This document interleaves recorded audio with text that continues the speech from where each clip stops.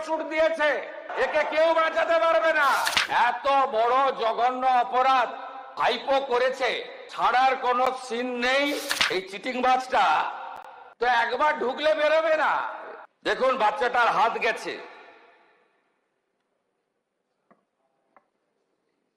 দেখুন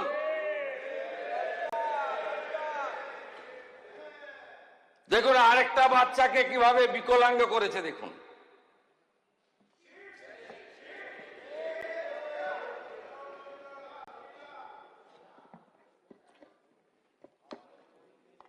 এই দিদির পাটা গেছে, দেখুন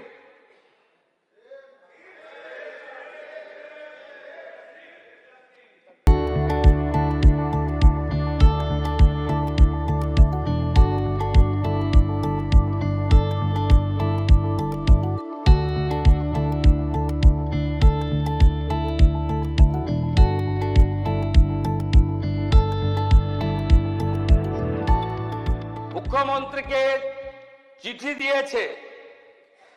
মেডিকেল কলেজের স্টুডেন্ট ডাক্তার হতে পারে, চিকিৎসা করতে পারে, তো একবার ঢুকলে বেরোবে না। এ তো খুনের মামলা, একে কেউ বাঁচাতে পারবে না। এই চিটিংবাজ ভাইপোকে কেউ বাঁচাতে পারবে না। আগে তো সবকে তুলবো, সব আল্ট্রাসোনোগ্রাফি মেশিন সিজ হয়েছে, সব এক্সরে মেশিন সিজ হয়েছে। দিলীপ মন্ডল তার গোডাউন থেকে এই সকল সেবাশ্রয় 25-এ ওষুধ সিজ হয়েছে, যেটা 21 সালের ওষুধ, এক্সপায়ারি ওষুধ দিয়েছে পেশেন্টদেরকে। দক্ষিণ 24 পরগনা জেলা পুলিশকে নিয়ে, তার সঙ্গে আমাদের মেডিকেল এক্সপার্টদের নিয়ে আমরা ব্যাপক অভিযান এবং ব্যাপক তদন্তের কাজ করছি। মানুষের জীবন নিয়ে যারা ক্ষতি করেছেন এবং এই ক্যাম্পে যারা ক্ষতিগ্রস্ত হয়েছেন, তাদের প্রত্যেকটি অভিযোগকে এফআইআর হিসেবে ট্রিট করা হয়েছে।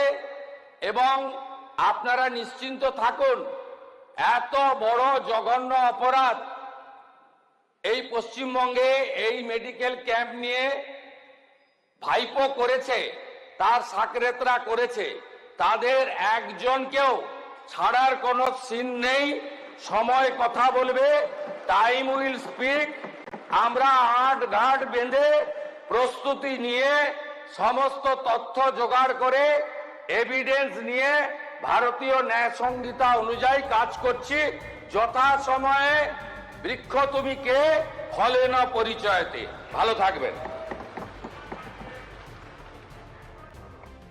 আমার ভবিষ্যৎ সুরক্ষার্থে আপনার প্রতি আমার আবেদন। রাজীব বিশ্বাস। একাধিক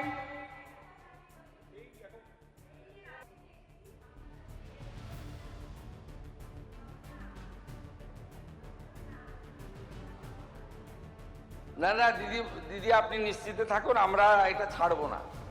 কোনো ছাড়াছাড়ির সিন নেই, সুযোগও নেই।